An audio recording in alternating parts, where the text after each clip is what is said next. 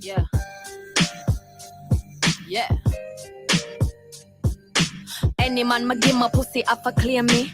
Me's a girl not chase man, them have to chase me. And me never born rich, but my born for change it. Used to walk miles, now my Lambo I race it. Upgrade to diamonds, graduate from stainless. Coming up from the island, struggles make me fearless. My go, the one my allow, me no follow in a body shadow. Cause me real to the bone, straight to the marrow. Man can't push me wrong.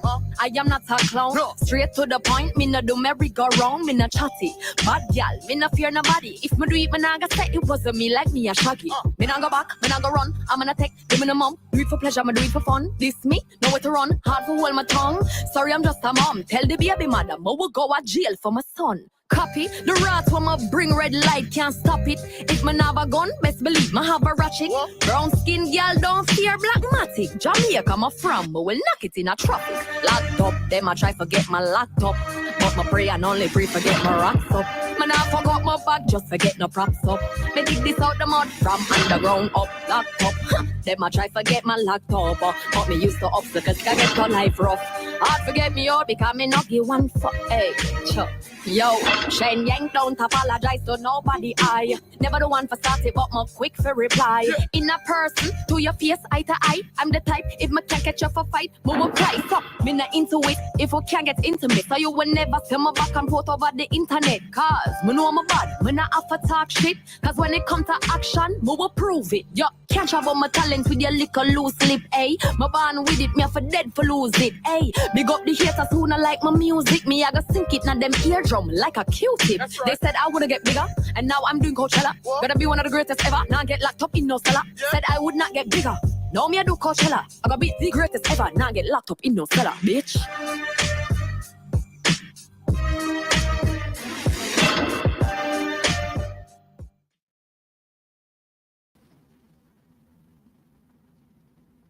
What up? What's going on? My bad. I'm over here trying to share the link. All late and shit. What's going on, y'all? Let me just. All right, you got BGTV telling me what to do. Now I'm not letting nobody up on panel today because we just got some videos to go over, and then I gotta go, and I'll probably be back tomorrow. So I'm just trying to get back into. Oh, come on. BGTV, if you're listening, can you share this on Twitter for me? Because I seem to not have it set up on my new phone, and so I can't do nothing. But all right, some other stuff is happening. So let me go ahead and pull up this. I'm gonna pull up the first video because the first video is this. Hey, what's up, Griffin Dog? Did you leave right before? Now, why? Why did you leave before your mama appeared, huh?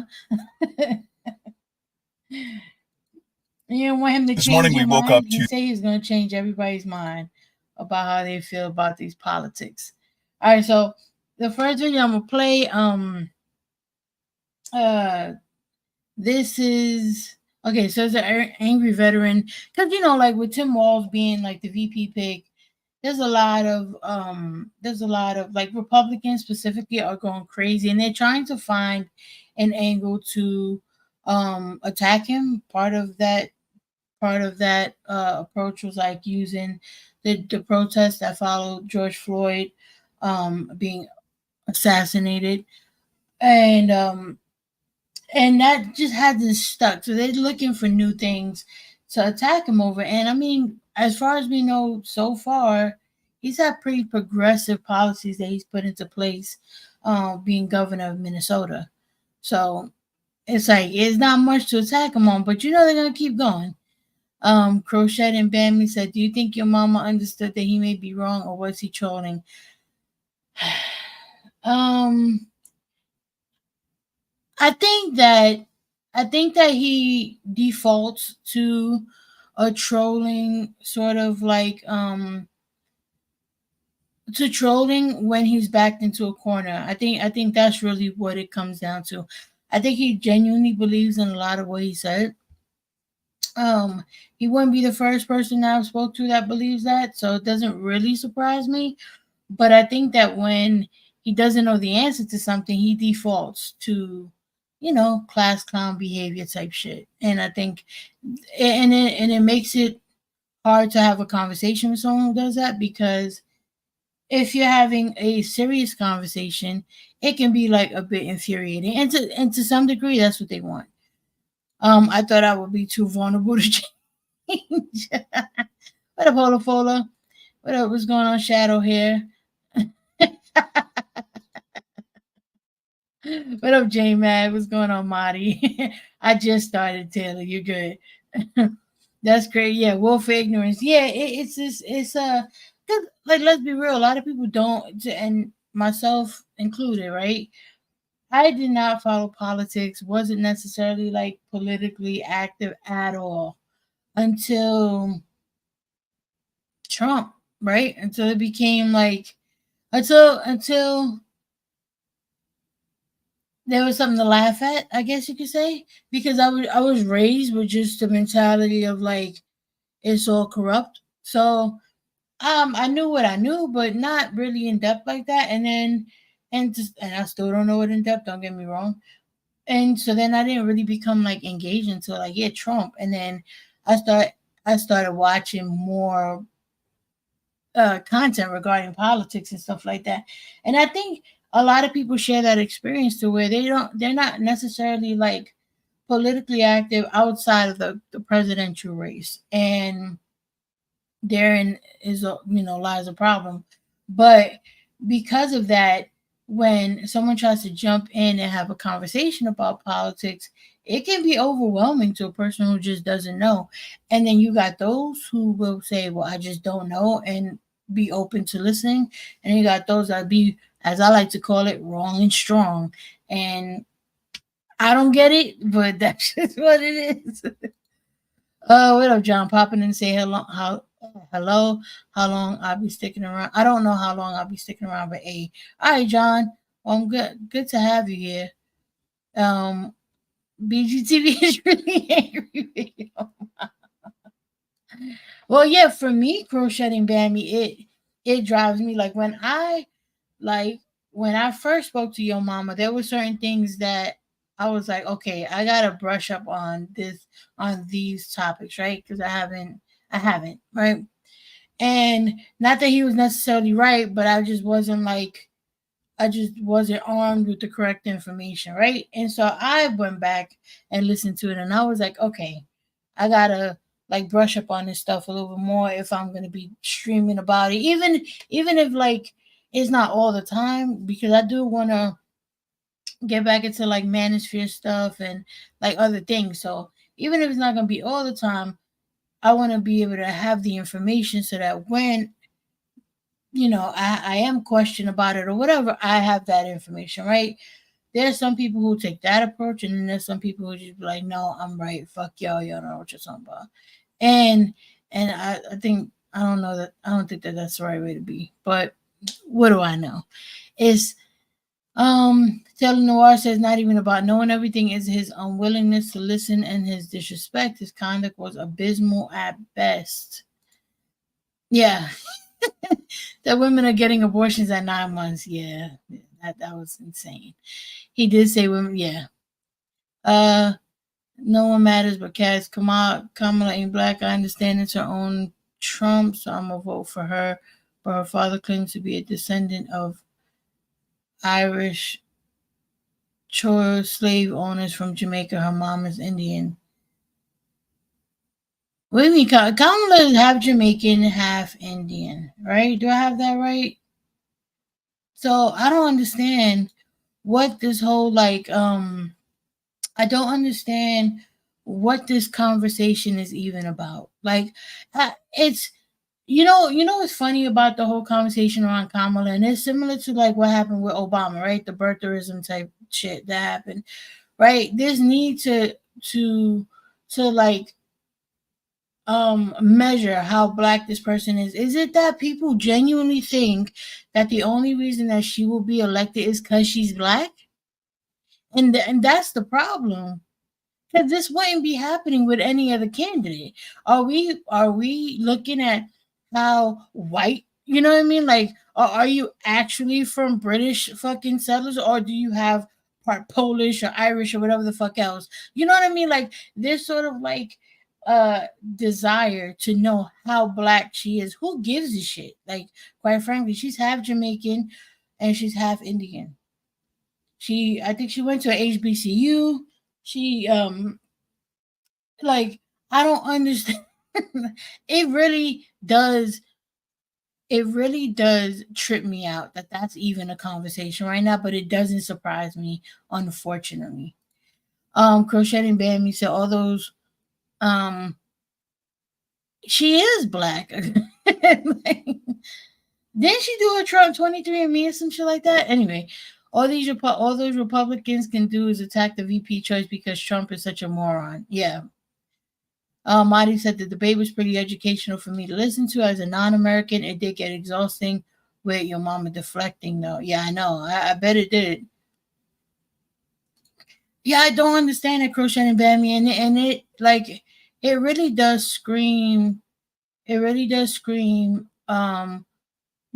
Affirmative action higher. You know what I mean? Like, it does scream DEI now is a new sort of dog whistle, meaning this person would not get this position if not for their ethnicity, if not for their race. And that in and of itself is insulting because she is qualified, whether you like her or not. Kamala is qualified for the job. It just is what it is. Jamaican India, right? She just needs to not fuck it up. That's it. And one of the things I'm gonna play the young man that I played the other day that went from the right wing to now being more left leaning. He went to a Kamala rally, and and that was like a common theme. People like, look, give her a chance to do it, and if she fucks it up, we'll vote her out. And that's the way it should be with politics.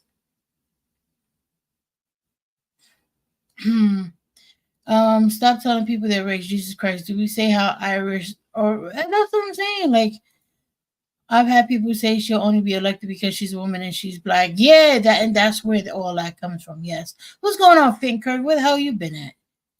It does matter if she's half. She presents as black and is treated as such.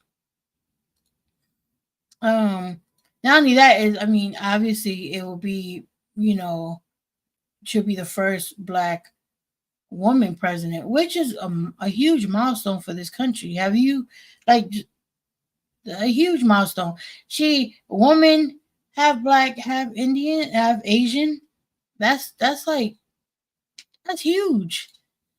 Besides being a total narcissistic sociopath, Donald is a convicted felon and adjudicated rapist. That in it of itself is enough for me. Has she snuck up on anyone in the alley? No, and that's the only thing she's done wrong. Kamala, why aren't you sneaking up on people in the alley?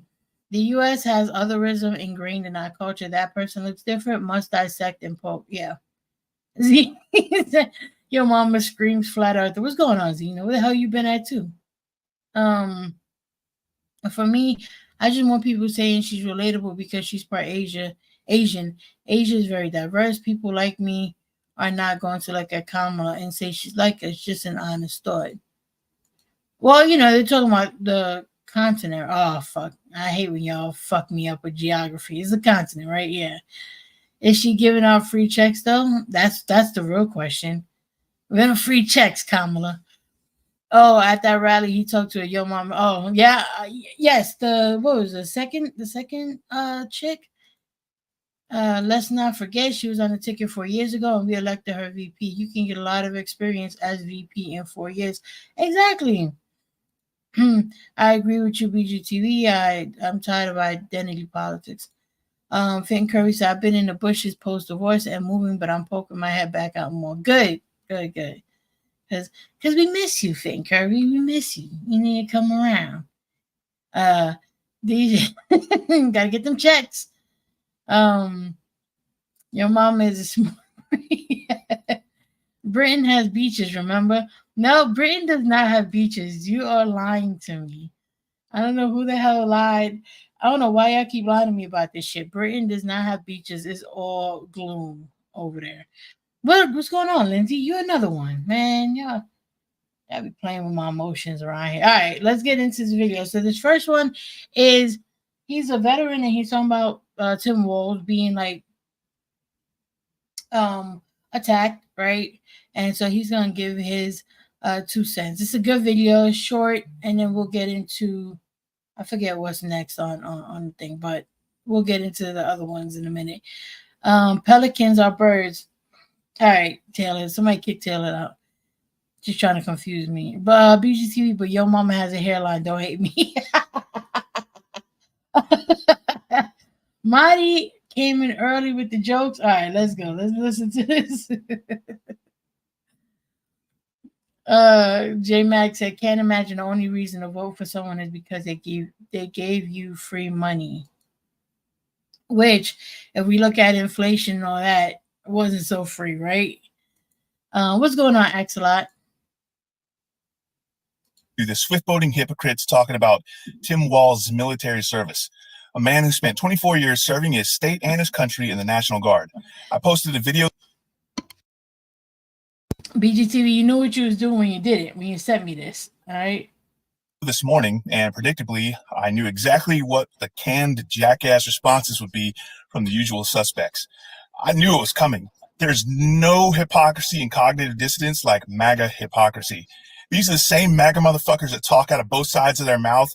MAGA is a disease that has robbed a lot of people of their dads, stolen by the hatred coming out of Fox News and OAN and Newsmax or whatever garbage outlets they have.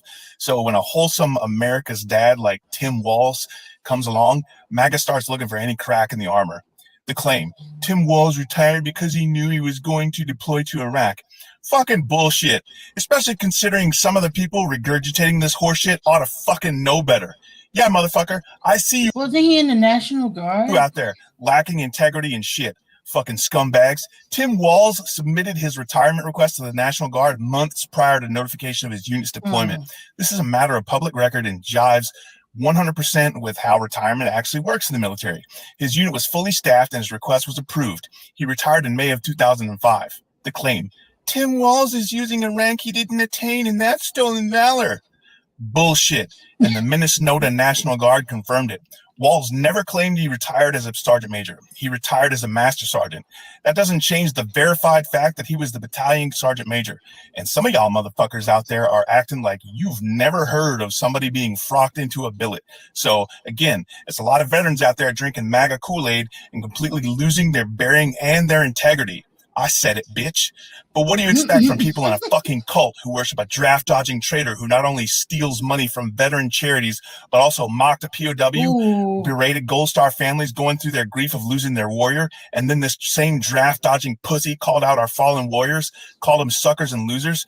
This is the same guy who was so incompetent of a leader that he failed in his own insurrection after losing his own re-election, who chose as his running partner a fobbit who never stepped outside the wire and wrote news articles from an air-conditioned office. It really fucks me right off when some fobbit pogue is talking shit about combat arms when they're not fit to hold the sergeant major's jock. Y'all don't want to talk about that, but you got a weird boner for Walz because he's a Democrat. I see who you really are, and you're fake as fuck. Y'all aren't patriots. You're what I call cosplatriots. I bet y'all are the same fucking perverts who had a boner for transvestigating. Cospatriots, he said, hold on. Because I 100% agree. Yeah, this, hold on one moment. I'm going to see if I can find the original video, but this is on, I can drop the link to this video, but I'm going to see if I find the original video.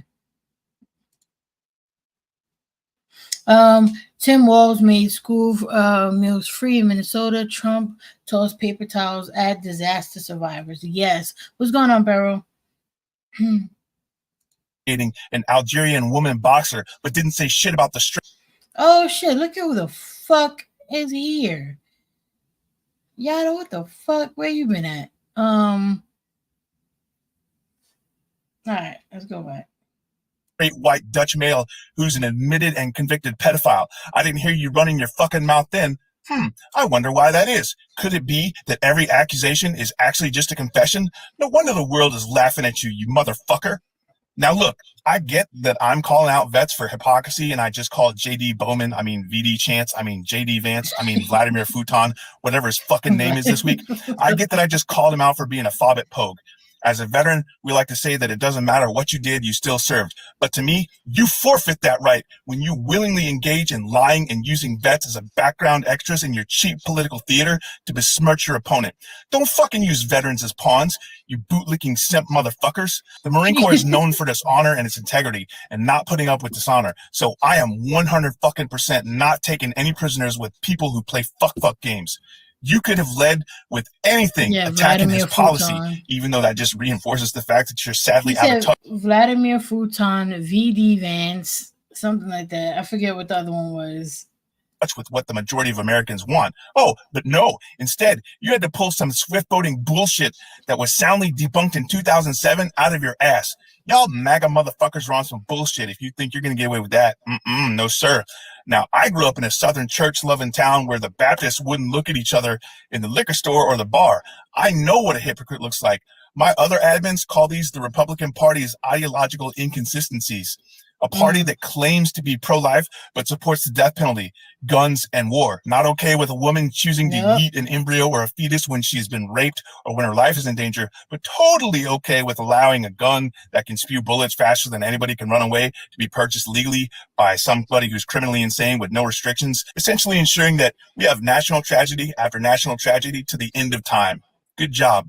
Fetuses and unborn children are easy to save. They don't require you to do anything but say, I'm saving the children. Yet, after they're born, you don't support any policy that would help them or their parents. It's fucking bullshit hypocrisy. We see you.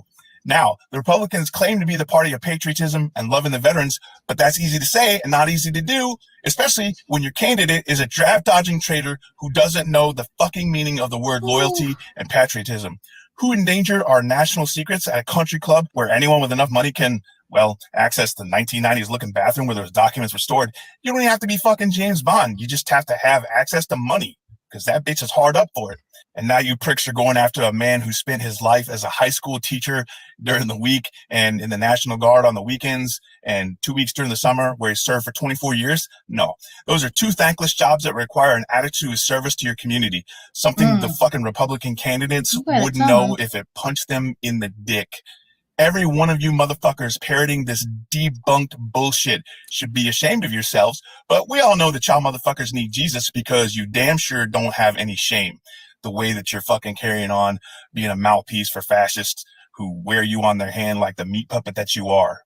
People are acting like he abandoned his guys, but when he left after 24 years of service, he left a fully staffed unit of men that have nothing but good things to say about him, except for two mouth breathers. And yet Donald Trump left office, and of all the people in his cabinet, almost none of them think that he's fit for office. Jeff, can you cut it out with the caps locks? I'm playing this because it's interesting. That's why. And he's not saying any lies. The reason why that, it's insane that not insane, it's what they do, right? But they've been trying to find a problem with Tim Walz, and he's had a lot of progressive policies, and they still have not been able to find an issue with him yet, other than the George Floyd riots, which y'all are acting like some fucking hippies. Which they're misrepresenting what actually happened in that as well, but that's another story. But that isn't a surprise since y'all have been nothing but hypocrites for the last 40 fucking years. No wonder your party is full of dynamic. Barrow, he's a veteran who is basically, there's been one of the critiques that Tim Walz is saying that he left the military with a rank that he did not leave. So they're trying to claim he's, stealing valor and just again trying to, find a problem with Tim Walz. And so this guy is responding to that. And I thought it was a good video.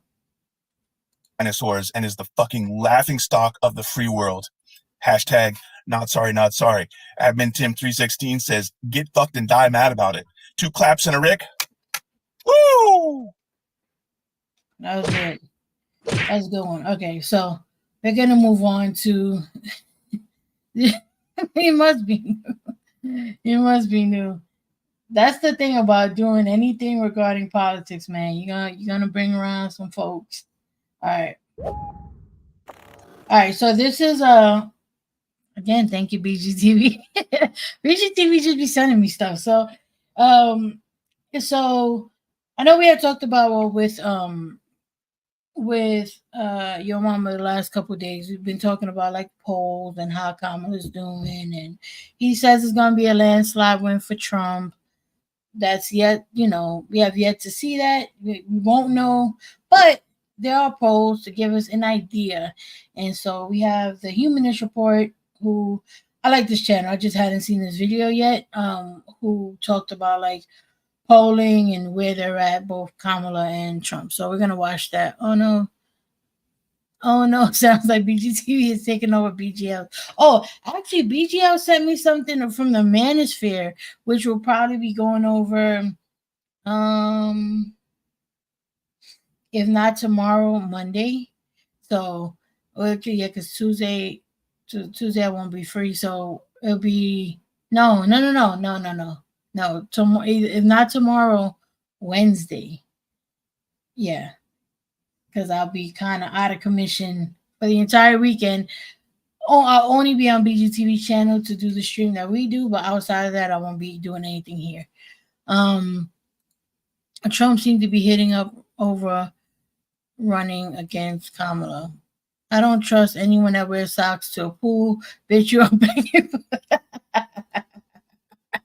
BGTV sends videos to Nova when she's on vacation. yeah, because I'll be back in New York next week, actually. So this last weekend, I'm just I want to enjoy the last weekend. But like I said, I'll be on with BGTV on Saturday, so we'll still be there. Vladimir Futon, yeah, that was pretty funny. All right, so let's get into this video.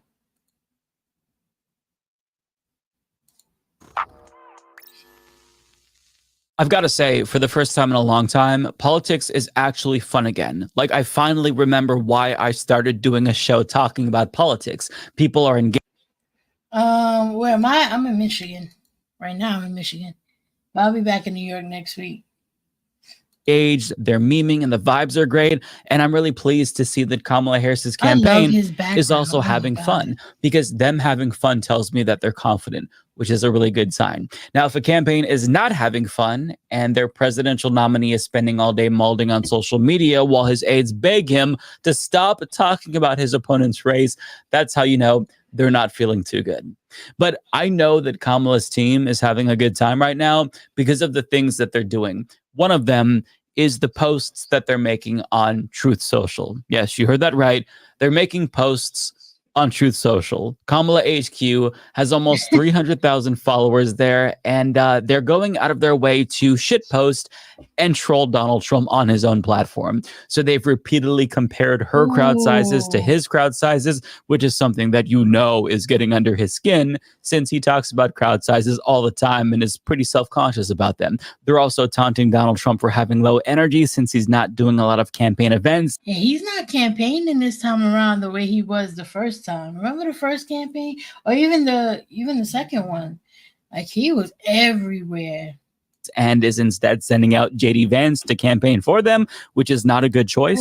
They're trolling him for refusing to debate her and making fun of him for trying to move the debate to Fox News instead. They're sharing memes about how JD Vance exploited working people and LARPed as a working class person to get rich. And in general, this account is a goldmine. But to be fair, the Biden campaign actually created this account back in October of last year, and they were pretty active to their credit, but they mostly just shared clips of anti-Trump Republicans criticizing Donald Trump, or Republicans like Lauren Boebert calling the GOP leadership ineffective. So they were just trying to appeal to Trump's base on his own platform and get them to not support him, or maybe drive down support. Oh yeah, excellent. The Humanist Report is really good. I like his channel. Among his following. Now, I have no idea if it's the same people running that account, but as of late, they're actually having a lot of fun. They're shitposting, they're taunting Donald Trump on his own platform, and you love to see it. You want to see a candidate have fun, and they are clearly having fun. Now, contrast that with Donald Trump and JD Vance, and it's evident that they're not having a good time. Every smile from JD Vance looks either forced or downright painful for him, and his misery is so evident that a reporter... Yo, Lindsay, I was just watching a bunch of Sam Cedar making fun of Tim Pool. I remember I just was telling this to my man like last week or whatever. We were watching it, and I'm like, yo, this is my favorite videos of Sam Cedar is when they make fun of Tim Pool. My second favorite is when they make fun of Dave Rubin, but those videos often have Michael on it. And if anyone that doesn't know, Michael was basically like the co-host on that show, and he unfortunately passed away a few years ago. So it is like nice to see them, but then it's also kind of sad because I really enjoyed Michael. But aside from that, yeah, them making fun of Tim Pool, love it. I love those videos. Sam Cedar is so long-winded, but I respect him. Yeah. Literally asked him why he's such a miserable son of a bitch. Not their words, my words, but nonetheless, let's watch. You've been criticized as being a little too serious, maybe angry sometimes. What makes you smile? What makes you happy?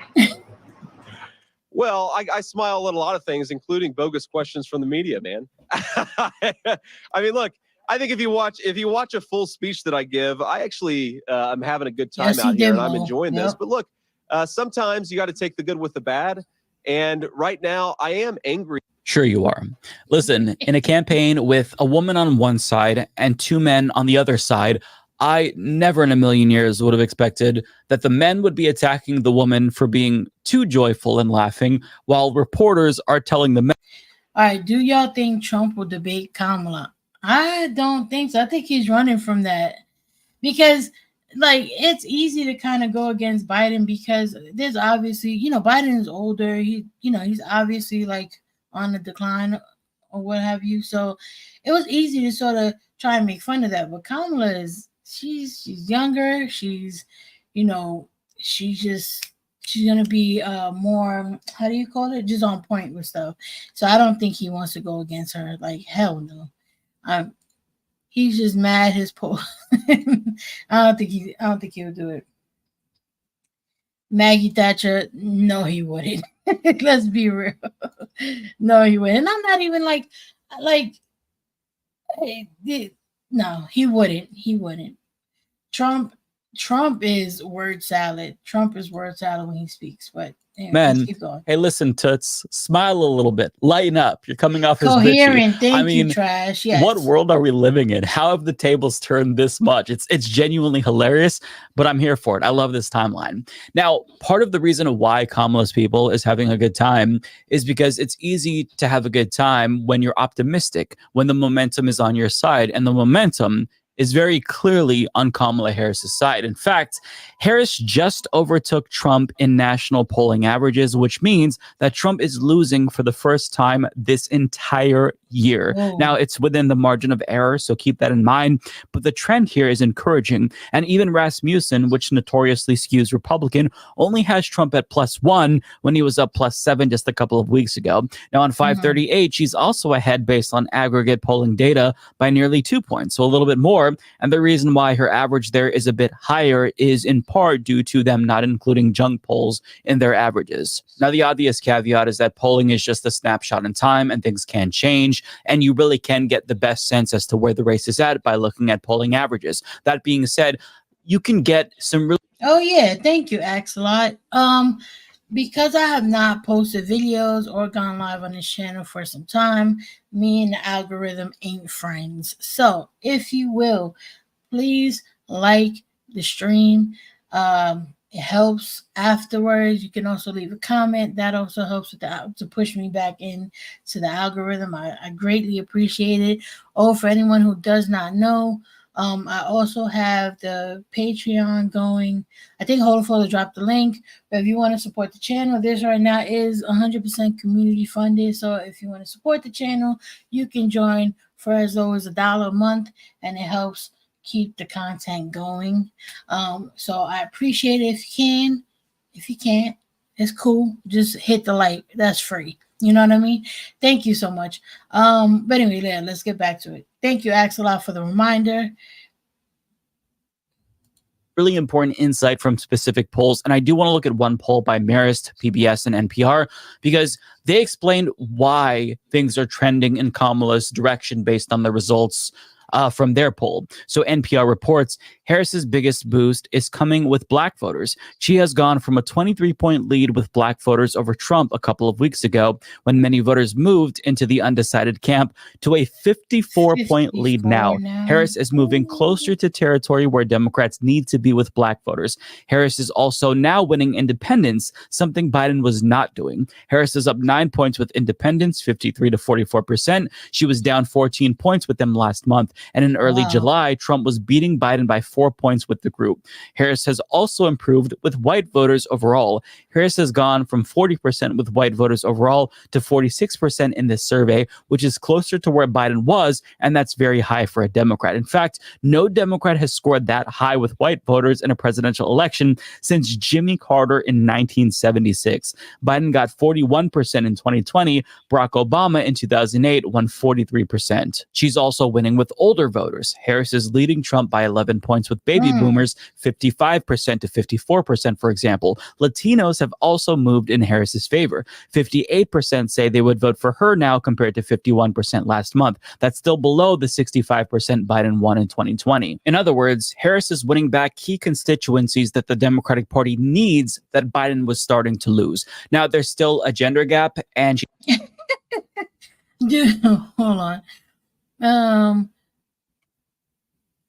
Do you think Harris picked Walz because he's an aesthetic echo of Biden? Well, I think she probably picked Walz because because of her history, because of her history when it comes to like how she is on crime and things like that. There's a lot of, I guess, skepticism around that. And I think she probably picked Walz because he's done a lot of progressive things in Minnesota. But it is funny. He's an aesthetic echo of Biden. He's only 60 years old. But yeah, I think probably because of her history, it makes sense to kind of team up with someone who's a little bit more progressive, at least in what he's considered moderate, but in terms of what he's passed in Minnesota is pretty progressive. Got to have an old white man to smooth the transition. Right? He doesn't want to be president. I think that goes a long way too, so she doesn't have to keep her head on a swivel. Oh, that's a good point too. If you're a civil servant and people know who you vote for, you are failing, plain and simple, or the people first, regardless of political affiliation. I remember back in the day when nobody talked about who they were voting for. Like, I remember that was like, if you asked me who they were voting for, they looked at you like you asked them to hand over their firstborn. You know what I mean? Like, shit, somebody get that man an ice cream cone. Get out the vote in swing states with lots of electoral college votes available. Oh yeah, that he's definitely a better pick than JD Vance. She's not where she needs to be when it comes to millennials and Zoomers, and it's kind of difficult to gauge where they're at because they're historically not very reliable when it comes to voting. So you don't necessarily know how many of them will turn out, and that's going to be a big factor in the general. But a good sign is that younger voters, along with Black and Latino voters, are all saying that they're more enthused now about Harris than they were about Biden. So she's not exactly where she needs to be just yet. But if current trends are any indication, she will eventually be where she needs to be. Now, this poll was conducted before she named Tim Walz as her VP. And, if the momentum and the energy that we're seeing around that is any indication, odds are she could get a bump from that as well. So we don't know yet. We'll have to wait and see, but just keep that in mind. So, it's really easy to have fun and live a little when your base isn't horrified at the prospect of losing this election. And it's why we've seen a pretty big vibe shift, where earlier in this year, conservatives were the ones who were giddy and feeling good. And now they're the ones who are mauling and shitting themselves. But to be fair, Trump hasn't really had fun since 2016. And in this election, he's been more Miss Parker, get out. insufferable than ever before. And he's still talking about how the 2020 election was stolen from him. And I still cannot get over the fact that he literally is publishing fan fiction on Truth Social about Biden making a comeback at the DNC. That is the most pathetic shit I've ever seen. Yeah, I need to get on Truth Social. Let me see. Does he play anything? Hold on. Let me go back here. I'm going to drop his link so that if you want to go watch the whole video, you can watch it. Let me see if he plays this. This is something I'm personally curious about. Donald Trump has been referring to Harris on social media as Kamala, I guess is how you pronounce it. It's 5 posts on Monday. Do you know where that came from and what that nickname means? I can't comment on that, but I do know that when voters are making a decision, they're going to end up voting in many ways their pocketbook. And 2 hours later, on the economy, on the border, and on the wars overseas, it's a losing bet. They've been dealt a losing hand. It doesn't matter how interesting their bios are. It's a losing hand for them on the issues that matter the most. Okay, but you don't know where the nickname came from either, because it is a mystery to us. Yeah.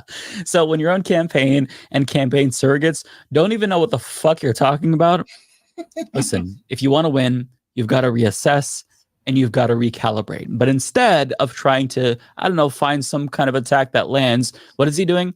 He's doubling down on conspiracies about Kamala Harris's race to the chagrin of literally every other Republican in the country who desperately wants him to shut the fuck up so he doesn't lose. Now, on Fox News, he resorted to whining more about how well-liked Kamala is because, I guess the whining is his go-to strategy. The media is so they're trying to build her up to the next Margaret Thatcher liberal version, and I don't believe it's going to happen. I hear she's hasn't taken one interview. She would never do an interview like this. That I can guarantee with any network. She doesn't do interviews because she can't answer questions. I don't know how she debates. I heard she's sort of a nasty person, but not a good debater. But we'll see, because we'll be debating her, I guess, in the pretty near future. It's going to be announced fairly soon, but we'll be debating her. I'd like to see it on Fox, by the way. I would like to see it. My preference would be Fox, but we have to debate. Do you have an announcement, Mr. Look, he's shown all of his cards at this point. And Trump has always been a really easy person to read, but you can just hear in his voice how unnerved he is with the reality that he now has to run against Kamala Harris and not Joe Biden. He longs for the days when he was running against sleepy Joe Biden because that was just easier. He doesn't like that he's playing on a higher difficulty mode because it's really hard. And he still hasn't come up with an effective line of attack against her, still doesn't want to debate her unless it's in a safe space with a network that's more favorable to him, which is embarrassing. And it really feels like he's too frustrated and he's just throwing his hands up and saying, I give up. Now, he can't quit because he's the nominee. He has no choice. But, if things continue in this direction, the whining is only going to get worse. And I know that we've all kind of gotten used to Donald Trump whining after nearly 10 years of him in American politics, but buckle up because he's going to get a lot more insufferable if he doesn't find a solution to his problem here. Now, I do want to go back to politics being fun because it doesn't only have to be fun when you're winning. That's the point. Sometimes it's actually fun when you're the underdog. Trump was the underdog back in 2016. And he won, and he had a great time doing it. That was apparent. But his supporters, they helped with that. They memed, they shitposted, and you could tell that they were genuinely enthusiastic. And that wasn't why he was elected, but it mattered because that enthusiasm drew people in. And now enthusiasm around Kamala is drawing people in. But there's no sign of life when it comes to Donald Trump. And if there's no sign of life at the top of the ticket, and they feel like they're going to lose, and it's nonstop whining and grievance politics, it's hard for supporters to foster organic momentum for the candidate that they're supporting, which is I think, yeah, like, and I think a lot of people have been like, they just don't I mean, his antics and stuff like that. It's just like, all right, enough, you know. And I mean, so it's gonna be interesting to see how they turn this around, how they actually campaign now that she's got her VP pick. Now that there is momentum for Kamala, like what are they gonna do, right? Because talking about her race is only, I mean, how much longer are they gonna be able to do that? So being that we're talking about people enthused for the Trump presidency. Do y'all remember back when Trump was like, back when MAGA first started happening, or when MAGA became a thing, and there was something called Blexit happening? Do y'all remember Blexit, which was created by Candace Owens, who was a huge Trump supporter back in the day? I think she still is a Trump supporter, but Trump also did say he didn't know who this woman was. I think he was asked about Candace Owens one time, and he was like, "I don't know that woman." And so, but anyway, I think she's still, yeah, he did. Yes, Trump has called a press conference today. So, but so, so she had this thing called Blexit, which basically was black people leaving the Democratic Party. That's pretty much what it was. You know, it was obviously based off of Brexit, because for whatever reason Republicans can't come up with their own clever shit. So they took the Brexit thing, she called it Blexit, which is black people exiting the Democratic Party. And I hadn't heard anything about Blexit for years now, right? Probably since Biden has become president, it kind of died down in a lot of ways. Candace now has a show. She's been fired from the Daily Wire. A lot has happened with Candace Owens. So I didn't know Blexit was still happening. It is. And Trump had called this young woman, she's a black woman, by the way, which is giving me, he's trying to replace, you know, Candace Owens in that sense. Her name is Michaela Montgomery, right? And she had a little speech, and people were like, she destroyed Kamala. So watch the speech. I'm like, okay, so we're going to watch it, and we're going to see what she says. For the doubters who think we're not ready for a woman president, keep in mind Clinton won the popular by millions and the electoral by only thousands across a handful of states. Yes, Marty, it's a play on Brexit. Yeah, I think Democrats really need to focus on women's rights and protecting them.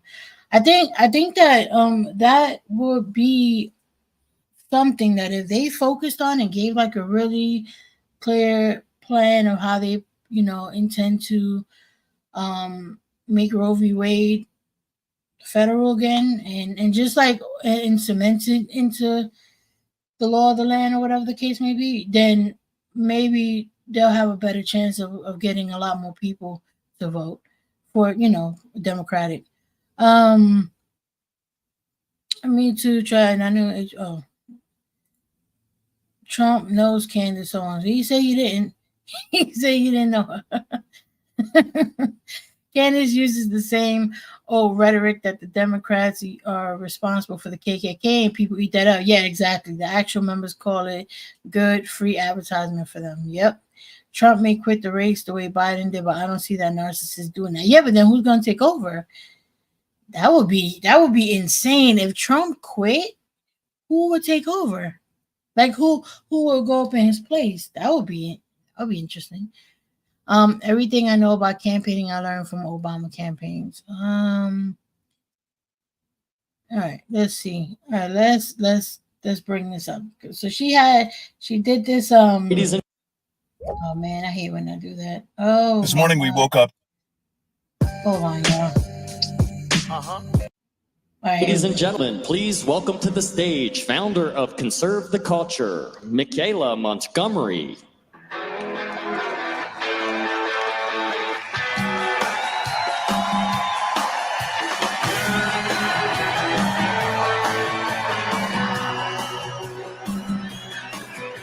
Sun coming up.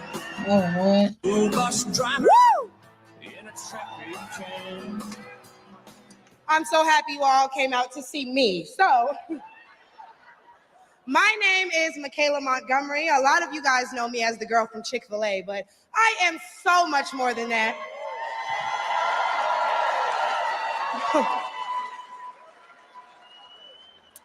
Not only do I serve as the CEO of Conserve the Culture, I am also the state director for Blexit down here in Georgia. I'm a Fulton state director for Georgia Blexit. When I heard that, we were like, that's still a thing?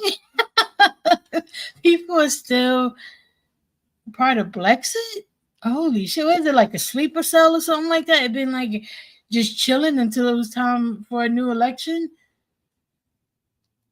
Why is she doing this? I don't look, you know what? I'm all for people getting the bag. I'm all for people, like securing some funds, but I just can't. I can't do it. I couldn't play myself like this. This is insane.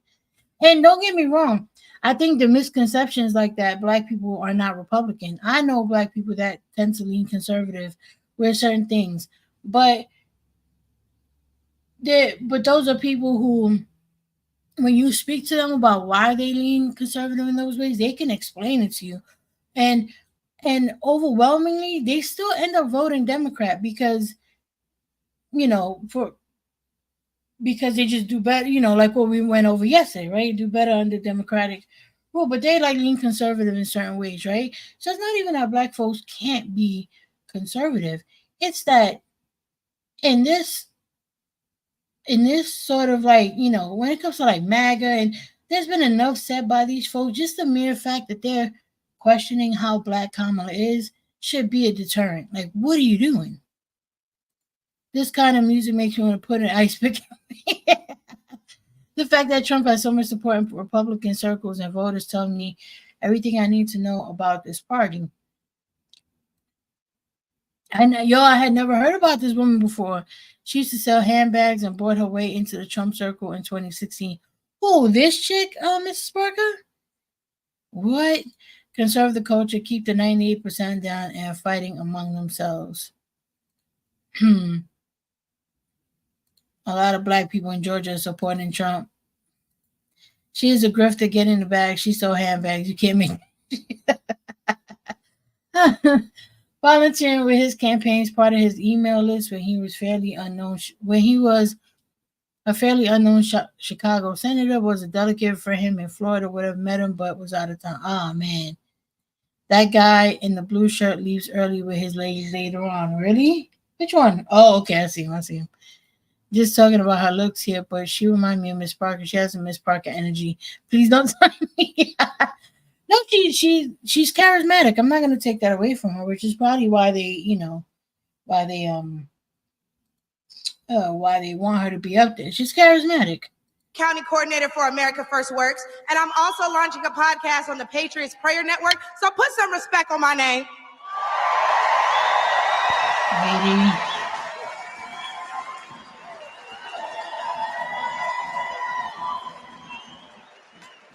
Now, why don't we jump What's right up, into JoJo? it?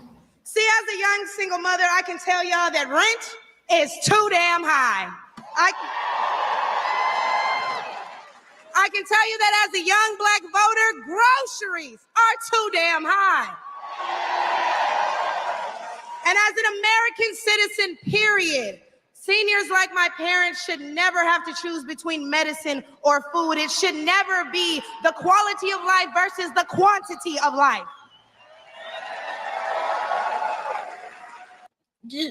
Okay, all right, let's go. And I don't want to hear, oh, but we capped the price. Wasn't it Trump that was trying to repeal Obamacare? Am I wrong about that? Do I have that right? Wasn't it Trump that was trying to get rid of Obamacare? All right. Insulin and lowered the price of all these medicines. Yeah, but you raised the price of everything else. So it's about time to start telling the truth to Americans and let them know exactly what they're signing up for if they want to vote for Kamala Harris. We need to vote based on facts and not feelings. See, under Harris and Biden, the average Georgia household is losing $1,060 per month, and inflation is at 21.4%. And due to the war on energy, average gas prices have reached record highs for the state. We also did a poll, and 80% of us... Wait, me go back. Yo, is this who your mama was listening to? Is your mama bumping Michaela Montgomery while he was in the barbershop? And this is why he came at me with all this shit? Your mama?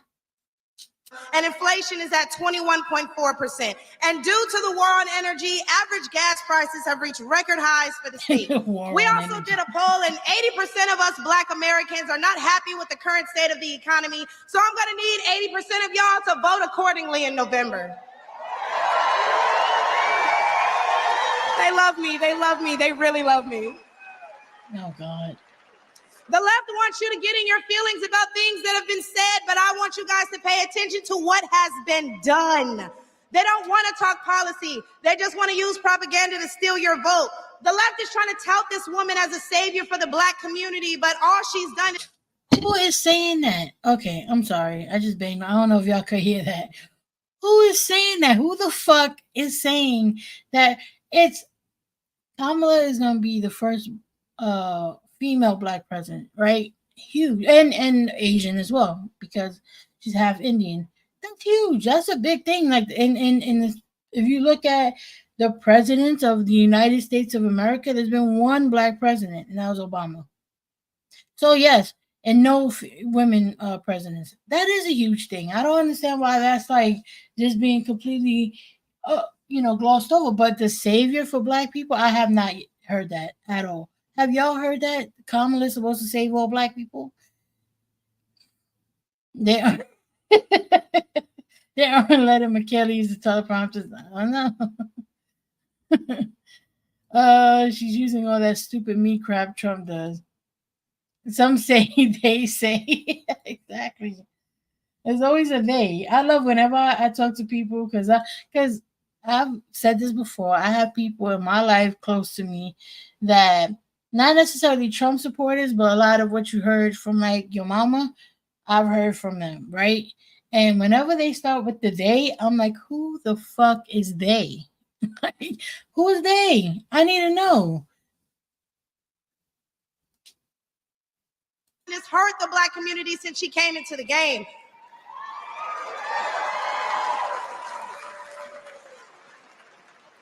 Exactly. I've only heard about how Kamala has a long history of locking our Black asses up. No one has claimed she's a savior out of my way. Right. I have not heard that at all.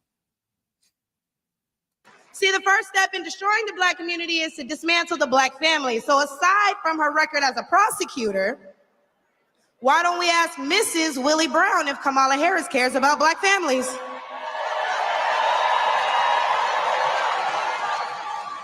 Oh, is that the guy that I she was wonder if with? Mrs. Willie Brown, a Black woman, is also with her. A few days ago, President Trump said he didn't know Vice President Harris was a Black woman. I'm trying to figure out what all the outrage is about because she's only Black when it's time to get elected. Did I lie? The same Black people who are mad at Trump for being confused about her race, ethnicity, nationality, whatever, are seemingly forgetting that while you're touting her as a savior for Black people, she identifies as an Asian woman. She is, though. She's both. She's both. Hey, are people just not used to folks being like of mixed ethnicities, mixed race, mixed yeah, like you're both. You know what I mean? Like there's you have a little bit of this influence, a little bit of that, and you can identify as either or at any time. It just is what it is. Like that's what happens when you're mixed. Just what do you want her to do? Just ignore that her Indian side of her heritage or her background? Where's her self-respect? Oh, I don't know. I think right now it's about getting her podcast promoted and getting out there and doing what Candace did, which is utilizing this whole situation to get a leg up. And now look at Candace. They've been giving Candace her wake-up call for the last I don't know how many years. Remember when she had her first baby by her husband? Her husband's a white guy, which, there's no problem in that. It is what it is. But her audience didn't like it. And certain people in her audience let her know they didn't like the fact that she had a mixed race baby. So they've been giving her wake-up call for a while now. How are these people forgetting mixed race people? Exactly. And it doesn't matter what race she is, but it is going to be a big deal for her to, if she wins the presidency, that will be a big deal because it'll be the first woman who is black and Asian. That's a huge deal for just historically speaking. But does it really matter how black she is? No. Or how Asian she is? No. That's her background. Showing Trump ahead in strong red states is like showing rain stats in Seattle. It's guaranteed. Show me the stats in blue states and swing states. Then we'll talk. Good point, J Mac. Thank you.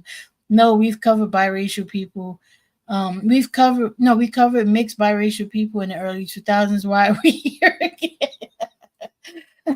How are they not used to when all white people talk endlessly that they're Irish because their great grandfather moved here? On the national political stage, is still new. The right ignored Obama's white middle class mother from the Midwest. Well, because that's when that one drop kicks in. He's not white enough to be considered white, so he's automatically considered black. And then when he leans in on that, it's he's just doing it for support. There's no, you can't win. Kamala joined a historic black sorority. Her parents marched for civil rights. Yeah, and she went to HSBCU. Like, I'm not saying that, I don't think this is the first time Kamala has said that she's a black woman. I highly doubt that. What pisses me off is she was declared the first African American and first Asian American vice president in 2021. Now that she's running for the top spot, how is this no longer the case? Yeah, right? Exactly.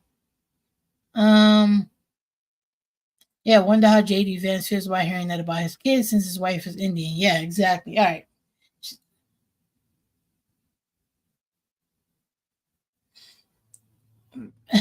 All right, Maggie. All right. She chose her side and it wasn't ours. When asked if she would ever do anything specifically for black people, she said no. Whereas Trump gave us the Platinum Plan, which specifically uplifted the black community by increasing capital by almost $500 billion, creating 500,000 new black businesses, and would give black churches the ability to fight for federal resources for their communities.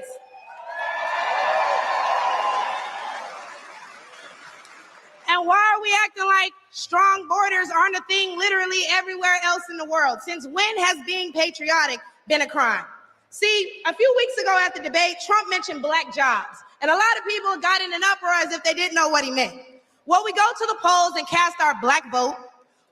Yeah, because that doesn't make any sense. We're talking about black jobs. Unless you're talking about a black person that comes from another country, black people are citizens here. So what is a black job? Every job is a black job. And an illegal immigrant can't work a black job if they're not a citizen. What are you talking about? It doesn't make any sense. What the fuck is a black job? We go to the stores and spend our black dollar. We live in our black community, but for whatever reason, we draw the line at a black job. It doesn't make sense. There's no black job. Oh, but wait, because if you're wondering what a black job is, I encourage you all to drive through Atlanta at all these beautiful black-owned businesses and check and see who works there. Probably a black person working for a black entrepreneur, recycling the black dollar, creating black generational wealth. All right, so black job is a black person who works for a black person in Atlanta, apparently, or just in general. I'll say that. I'm being facetious. But a black job is a black person that works for a black person. That's what we're getting at. So what about the black doctors and the black lawyers and the black, what I say, doctors, lawyers, politicians? What else do we have? Name some black jobs. Give me some. All right. Okay. All right. If they come here illegally and they're taking your jobs and your resources, then please believe my cousins in the Appalachians, they coming for you too. And y'all know Kamala Harris has yet to say Laken Riley's name. As borders are, she opened the border. Who's Laken Riley? Let me see. Laken Riley. No, not now. No. February 22nd, 2024, Laken Riley, a 22-year-old American nursing student at Augusta University, was unalived while she was jogging at the University of Georgia in Athens, Georgia. Her body was found. Okay, that's sad, but what does that have to do with? I mean, has Trump didn't even know who Sonia Massey was. Are we going to go down the list of people who the father was unalive while she was jogging? What does that have to do with anything? Oh, politicians excels in academics.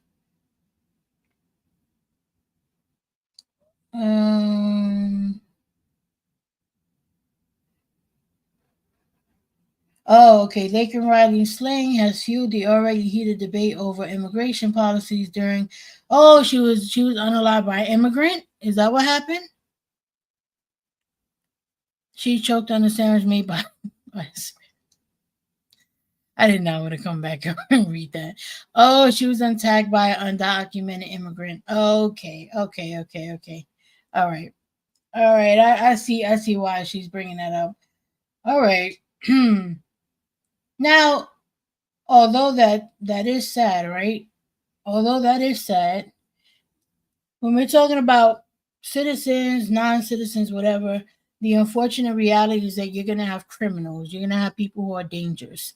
And that you can't avoid. But when you have a paid civil servant that is able, that goes into someone's home, who called for assistance, Sonia Massey I'm talking about, called for assistance, and that paid by the government, that worker decides to shoot that person in the face, there's a problem there, right? Because they're supposed to be trained to deal with these situations. A person who gets attacked by a violent person, whether they're a citizen or not, that is just crime. And it's unfortunate and it's sad. And it's sad that young woman had to lose her life. I'm not even making light of that. But there's a very different conversation when you talk about police officers being able to do that with impunity. And then when you have Trump talking about giving those people immunity, there's a problem there. So the two are not the same, and it's annoying that they always try and compare apples to oranges. Yeah, dog whistle for low wage earners. Yeah, that's what it is. According to Trump, a black job is out of many people who are in this country, the percent that is undocumented is very low. Yeah, that's also true. Like undocumented immigrants, they're trying to stay out the way. So they're not going to be out here doing a bunch of crazy shit. They're using her death coffin as stick to beat on Hispanics. Yep. Order to millions of illegal immigrants that have flooded American streets with deadly drugs and gangs that have spiked overdoses by over 124% and brought more crime into minority communities. So how's that for black folks? But let's take race out of it. Just as a woman, period. How can you be a champion for women's rights when you're taking away opportunities from biological women and giving them to transgendered ones? Oh, not the anti-trans rhetoric. He's just moving down the list. Okay, now we're on trans people. All right, let's go. I'll wait, y'all, because I wasn't done. See, how can you promote equity for women and you're allowing men to play on women's sports? And what kind of feminist would still allow men to enter their sacred spaces, i.e. our bathrooms and school locker rooms? Do I even need to mention the opening ceremony at the Olympics? What was wrong with the opening ceremony? Or the fact that Angela Carini was forced to fight a man and told us that she's never been punched so hard in her life. We cannot allow dangerous liberals who think things like this are okay into the White House, because my daughter will not be fighting a man at her wrestling match. I mean, your daughter also won't be able to get an abortion. God forbid something happens to her. But, okay, and maybe not get birth control, and maybe not get a slew of other reproductive services that they're trying to strip away from us. So your daughter won't be able to do a lot of things. And if this is your worry for your daughter, your mind is I'm sorry. Okay. All right, lady. I just got here time. Homegirl's working. She works. That was a woman. For the woman, stop playing. Okay, I'm not familiar with that. So it wasn't. Oh, all right. So she's lying. Is that what y'all telling me? She lying? Is it me? Matter of fact, let me look it up. I'll look it up right now. Hold on. What was the name again? Into the White House. Cannot allow dangerous liberals who think that Angela Carini was forced to fight. Angela Carini. Let me look it up. I gotta get used to looking up information like on the fly while I'm doing this. I'll get it together. Angela Carini versus Imane Khalif. Is that the one? Is that Imane Khalif? Is it Imane or Imane? Apologize to. Oh, my daughter should only be fighting her man in the kitchen. No state is trying to block birth control. Okay. All right.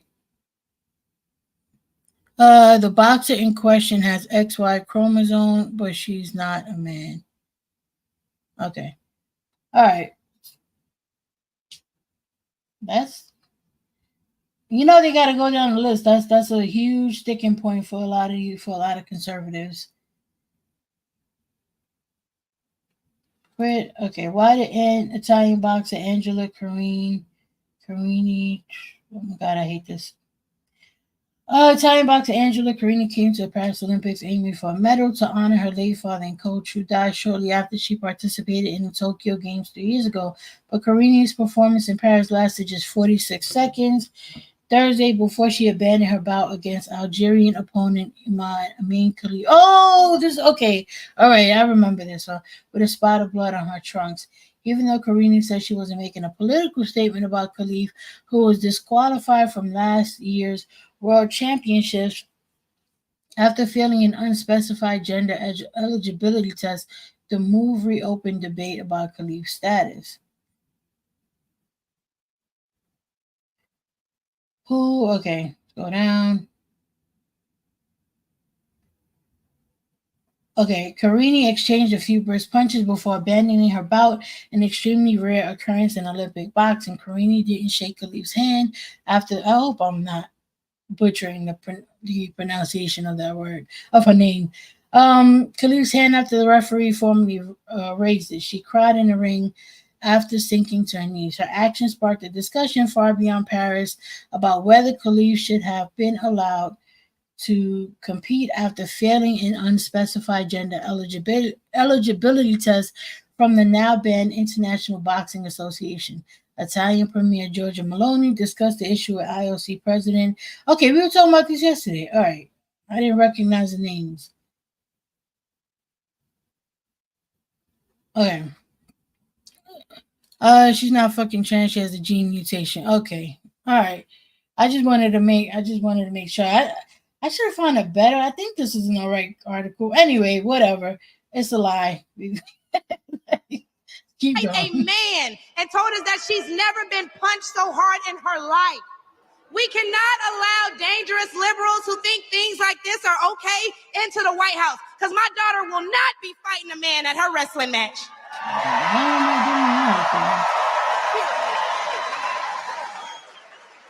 And what I think both men and women can agree on is that national security is important. So who would y'all rather see lead us into war if it were so to happen? My silk-pressed sister Kamala or the big dog Donald Trump?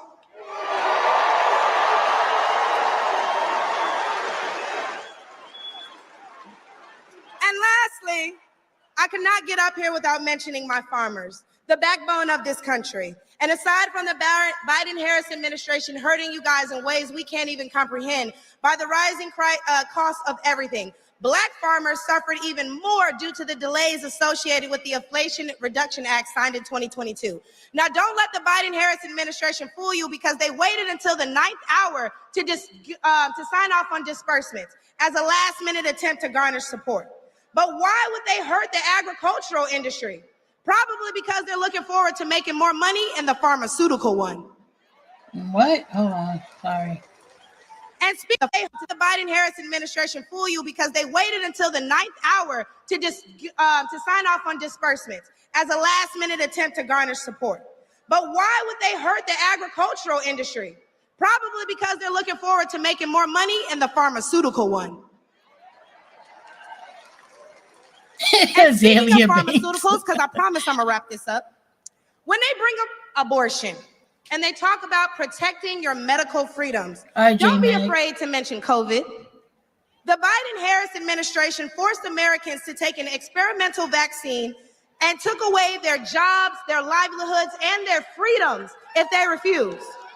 Whose jobs were taken away? Because one of the things that I saw a lot of was that like nurses had to take it, which is not uncommon. Nurses will tell you. I have a few RNs that I'm cool with, friends of mine that are RNs and stuff like that. And they've all said that they have to take a bunch of vaccines before they can work, because obviously you can't have a nurse who is susceptible to certain diseases working among people who are sick and immune compromised. Like, what? How does that not make sense? Military is another thing. Once you sign over your rights, you literally sign over your body. I have an ex of mine. The person the guy I'm with now is also a veteran, and then my ex is a veteran as well. And both of them have told me the same thing. Both of them were like, my ex specifically said that he had to go through, like, I think he said 8 rounds of anthrax vaccine. And he found out he had a blood disorder because they gave him a vaccine that he shouldn't have had because of that disorder. And that's how they found out he had a blood disorder. Like, and then after the fact, they're like, oh, we didn't even need to give you guys that vaccine. And oh, my brother-in-law is also a veteran. He said the same thing. He went through, like, I forgot how many rounds. He said, hey, I could be exaggerating with the 8, but it was like from 5 to 8 rounds. I can't remember the exact number. It was a long time ago he told me this. Yeah, there's no choice there. You don't take it, you're out. Like, there's no choice. And then with other jobs, yeah, there were also jobs that gave you the opportunity to either get the vaccine or you just had to take, I think it was weekly tests. You had to take weekly tests to make sure you didn't have it or whatever. So it depended on the job. But like a job like nursing, what else? Nursing, military, those were things that it was more mandated because obviously the environment that they're in. Ms. Monster said, yep, had to take a shit ton of shots in the military. Yeah. That's how Minnie's dad found out here. Yes, that's the same blood disorder. Yes. Yep. The same blood disorder.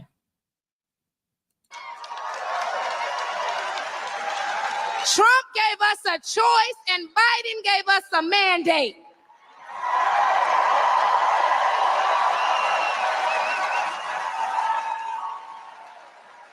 Hey, y'all, because I'm about to kill him with this one.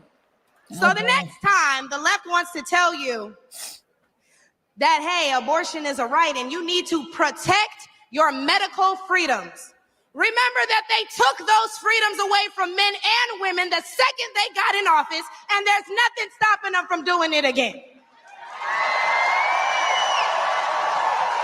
And this is why in certain parts of the country you have like outbreaks of diseases that have been, or that we thought were eradicated decades ago. I remember there was just a measles, was it measles?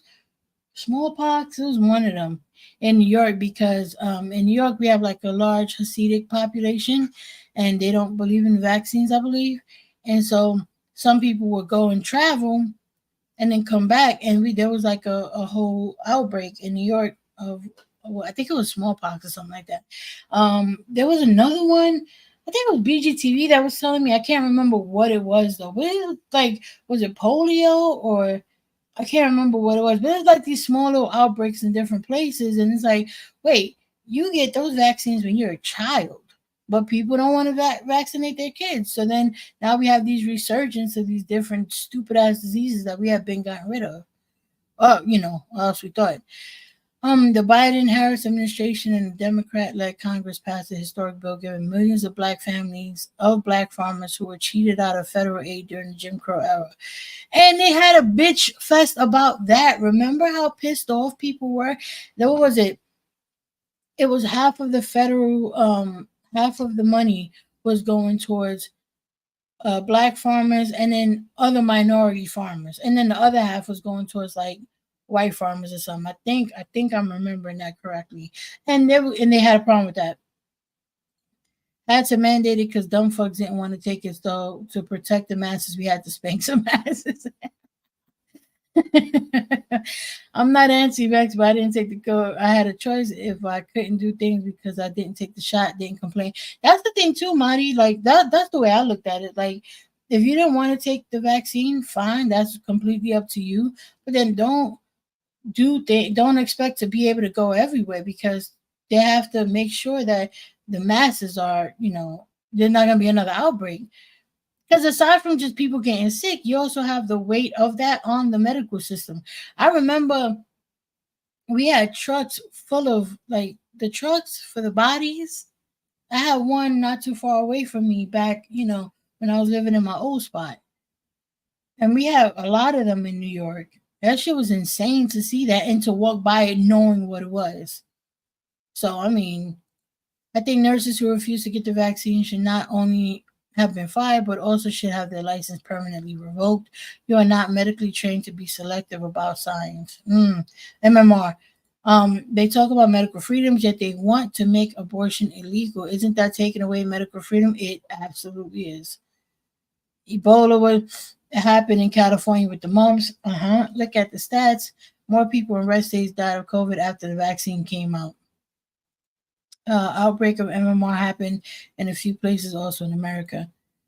I'm back. No. We're almost done with this video. Then we're gonna go to the Kamala rally. That the young man that I can't remember his name. I'll get his name. The young man that I played the other day, he went to a Kamala rally and he spoke to some folks. It was good. Clock it. So lastly, again, I'm going to encourage you all to vote based on the facts and not feelings. Oh, he made me feel so bad when he said that. Okay, but they hurt your families when they sent all your tax dollars overseas.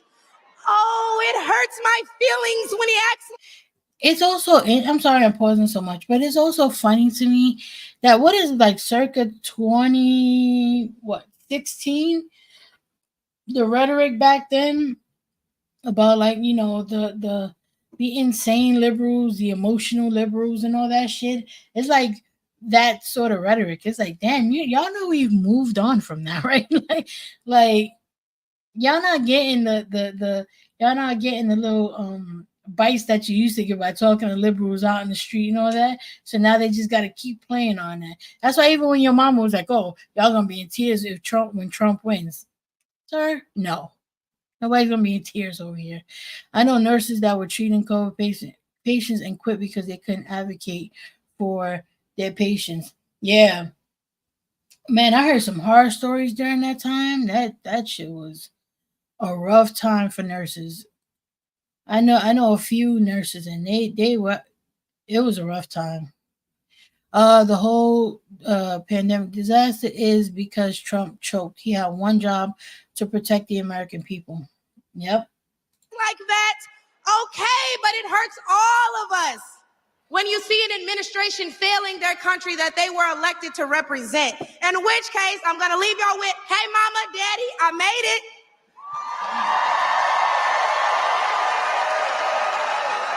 Jesus. And my baby girl Amaya is somewhere in here, so we can all say, hey, Amaya, in unison, because she's the real superstar, y'all. But oh, wait, let's go back. Let's hear that again. Hold on. That was sad. Did y'all hear that? All right, it's just trying to hold on to their people by keeping their lies about the past going. Yeah, exactly. feel like her parents aren't too proud, not gonna lie. Oh man, let's hear that again. Hold on. Remember the whole Trump derangement syndrome? When he lost, they tried to overthrow the government. Exactly. Real superstar, y'all. But I'm going to go ahead and let y'all get riled up and ready for Big T himself. Thank you guys for having me. I look forward to seeing you all.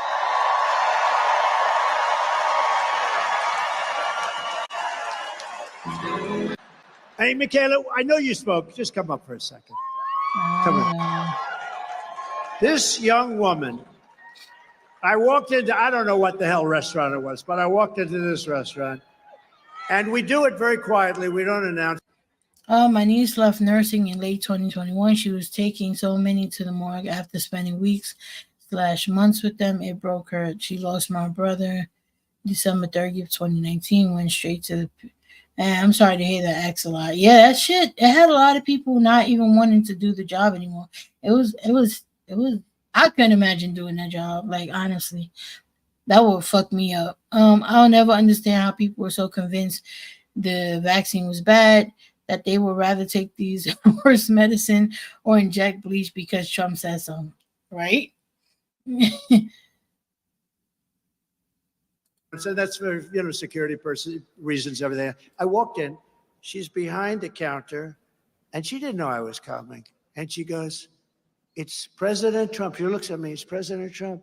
You saved my college." And I said, "How the hell do you know that?" She said, "This one is so smart, so sharp." She grabbed me. She gave me a kiss. I said, "I think I'm never going back home to the First Lady." Oh my God. You were supposed to keep that quiet. See, now, for the average politician, that's death. For me, I don't care. Michaela? I just want to tell you, you are an unbelievable person with a great personality. You lit up the whole room. I said, weeks later, I'd go, "Who is that person that was so incredible?" She knew everything about me. She had no idea I was coming. She knew everything about me. And this is like Candace Owens shit. Like this is how Candace Owens kind of got started. Yeah, this one. The historically black colleges and universities, I gave millions and millions, billions of dollars to. They kept coming back, and I said, "Why are you doing this?" And we gave them long-term funding. And she knew that because she said her college, she loved her college. She said it was so great, right? You loved it. The illustrious CAU. Yeah, that's right. She loved her college, and she said, "You saved my college." What was your college? Tell them. The illustrious Clark Atlanta University. And you seen that half smile he gave her? Atlanta University. Clark Atlanta University. Did he save it?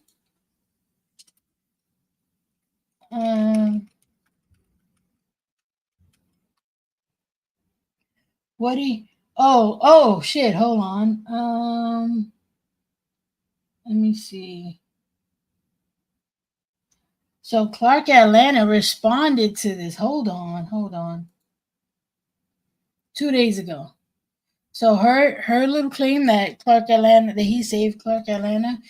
Clark Atlanta's university leaders have pushed back on Donald Trump's claims that he saved the historically black institution when he spoke at a rally at Georgia State University on Saturday. During the rally, the Republican presidential nominee invited up Michaela Montgomery, a Clark Atlanta alumna and conservative activist. Trump recounted to the crowd how he first met her in a restaurant earlier this year, and he says she thanked him for the federal 19 relief funds that went to historically black colleges and universities during the pandemic. She looks at me and says, "It's President Trump, you saved my college." And I said, "How the hell do you know that? This one is so smart, so sharp," Trump said at the rally. Clark Atlanta swiftly issued a response on social media, countering the narrative that the university needed saving.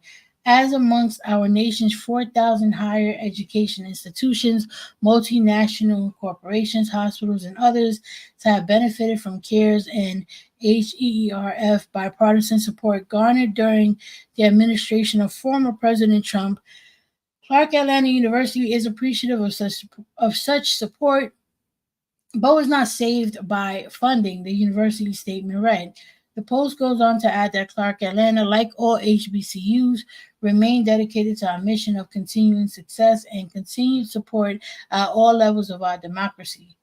Trump has repeatedly touted his support for HBCUs. Just last week, Trump told the National Association of Black Journalists that HBCUs were, quote-unquote, out of money and that he had, quote-unquote, saved them when, quote-unquote, nobody else was doing it.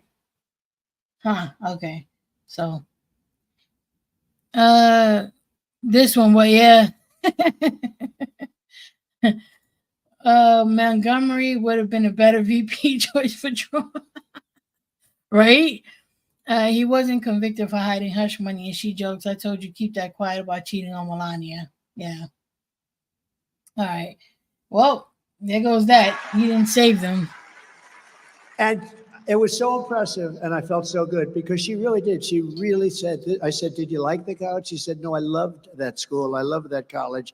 And that's what it's all about. But you are an incredible person. I think you have a tremendous future. I really do. And I'll do whatever I can to help you. Okay? I'm sure you will. Thank you. That audience will 100%, have her back as long as she's pro-Trump. Y'all see what happened to Kyle Rittenhouse when he basically said if there wasn't a pro-Second Amendment platform Trump was going to run on and he wasn't no longer going to support him, then he started getting threats and all that other shit. So we went to the Kamala Harris rally 2 days ago. Okay. All right. So my dude, I like this kid, man. I think he's already gone up to like 11,000 subs, man. So he's gone up like thousands from the time that we watched him. Good on him. Trump is a liar. I, for one, am shocked. Obviously not a great college if it's churning out potatoes like this. All right, so I think this is the last video, so we'll watch this.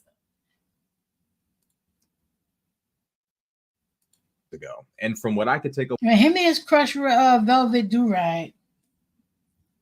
I'm not mad at it, but away from it, there was an insane amount of energy behind Kamala Harris. From what you'll see was only a microcosm of what went on that day. We weren't inside, we weren't able to get inside, but what I can tell you is a massive crowd exited that building once the rally was over. I can genuinely tell you with confidence that people are truly, truly, truly excited to see Kamala Harris take on Donald Trump, and the support is genuinely real. This election is historic. It's a turning point in American history, and I'm happy to say that we interviewed people who were attending this rally. So if you like content like this, if you want to see more content like this, be sure to like, comment, and subscribe. Thank you.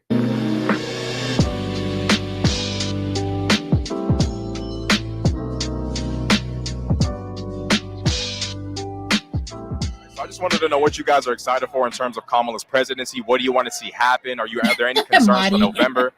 Oh yeah, actually, I'm really excited about the idea of representation, the idea of youth engagement. I think people are talking about this. This is my first presidential election that I get to vote in and participate in, and so I think it's really exciting to see how she'll listen and respond to the support that she's getting from people my age. So I'm really excited to see how this turns out. I think she's instilling a lot of hope in people who are not only excited for what's to come for our generation, but also becoming involved in government, which is something I'm interested in myself. So overall, really amazing. Okay, what do you want to see from Kamala Harris, and what are you excited for Kamala Harris? I would like to see more investment into Black entrepreneurs so that we can close that wealth gap, which she's been doing a tremendous job already. Okay. And in terms of what she has to offer, like, what do you admire most about Kamala? What do you feel like separate? Of course, Trump is insane, but like, let's just say he wasn't. What do you feel like? What do you like about her that just separates from him in terms of policy? She's fearless. She's fearless, and she's not backing down from a fight. Because when we fight, we win. What about you? For me, I'm excited for reproductive freedom. I think it's very telling that they were going to have a woman president for the first time in the year that it's on the ballot, and especially in Georgia with the heartbeat bill that is so important to us as young women. So we're really excited for that. Are you from the United States? I hear an accent. You're from the UK? Okay.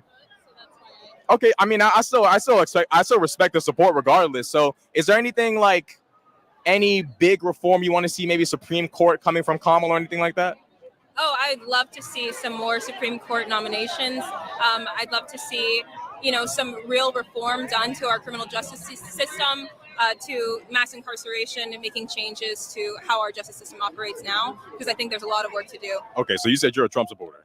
Okay. So why are you a Trump supporter at this stage in the game? Like, isn't it like kind of obvious that Trump is crazy? No.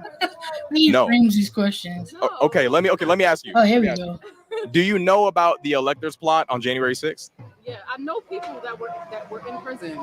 I know people who were in prison for January 6th. Okay, do you know that was an entire plan by Trump and his lawyers to overturn the election illegally? No, I don't believe that. You don't believe that? Have you read the indictment? Yeah, I know. I'm helping somebody that was a J6er with child support because I'm a family court advocate. And yeah. Okay, so Donald Trump, alongside his lawyers, tried to overturn the election, and they specifically got his supporters to show up on January 6th because they told him the election was stolen. But his DOJ told him, like, for a month straight, like, hey, there's no fraud. They contacted the people in Georgia, the people in Arizona, all these other states, and they were like, look, we haven't found any fraud. I mean, Raffensperger from Georgia was a Republican. He said he didn't find any fraud. With that information, it's kind of scary that a guy wouldn't give up an election and then tries to take it. If you were to read the indictment and you found the evidence in there, which it is, do you think it could possibly change your mind? That's your opinion of his interpretation. Those are his beliefs. He could say it was stolen. It doesn't necessarily mean fraud. It could mean coercement. It could mean maybe someone died and another person at that residence voted for them. It doesn't necessarily mean the standard definition of what you would call fraud.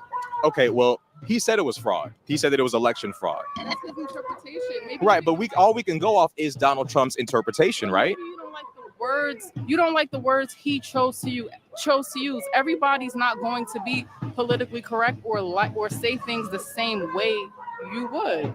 Yeah, but if you're the president, you can't really sit there and just say anything, right? Because January 6th, right? If you convince enough people the election was stolen, they might raid the Capitol and say, hang Mike Pence, or where's Nancy Pelosi, right? You got to be, would you agree that maybe the president, especially Trump, should probably be a little careful with the things he says in case it might cause violence? You can't control what other people do. I could tell people that white people are racist all day long. It's not my fault if they go riot in the streets and burn down buildings. That's not my fault. But don't you think that if you were to say, or if I were to say white people are racist, we wouldn't have as much of a dangerous effect than the president if he were to say all white people are racist, or if he were to say the election was stolen, frankly, we did win. Don't you think there's like kind of like a little bit of an expectation for a president to behave a certain way over a private city? No, because people are just upset because he's saying things publicly that really is said privately. And I feel like we should be more grateful and hear the message instead of hearing how it's delivered. We could talk about that privately, but if you want content, you could ask some deeper in-depth questions. Maybe you never got to ask a Black Trump supporter. You ain't give no deeper in-depth answers. Like, well, let's go back. Hold on. Baby. How it's delivered. We could talk about that privately. But if you want content, you could ask some deeper in-depth questions. Maybe you never got to ask a Black Trump supporter, but we could talk about that privately. But if Trump knows the election wasn't stolen and he purposefully tells his supporters it is stolen, at some point you kind of have to realize that Donald Trump is lying to his supporters to convince them to aid and abet him in criminal activity. So if he knows the election isn't stolen, everybody of authority, legal authority, who actually went to recount the votes are telling him it wasn't stolen, and he still tells the supporters anyway, at some point, one has to ask the president to conduct himself in a certain way, to tell the truth, to not lie to his supporters. I'm Black. People will steal your money and help you look for it. So that doesn't I can't make it trust okay. authority to tell me if there was really a crime or not, because they might be committing crimes by lying themselves. All I'm saying is elections can be stolen. I truly hate that line of thinking that this bad thing happens anyway, so it's fine. No, like there's a reason why there's checks and balances. There's a reason why you have these things go through these processes to make sure that it's not, to make sure it's not corrupt, right? And how it's decided.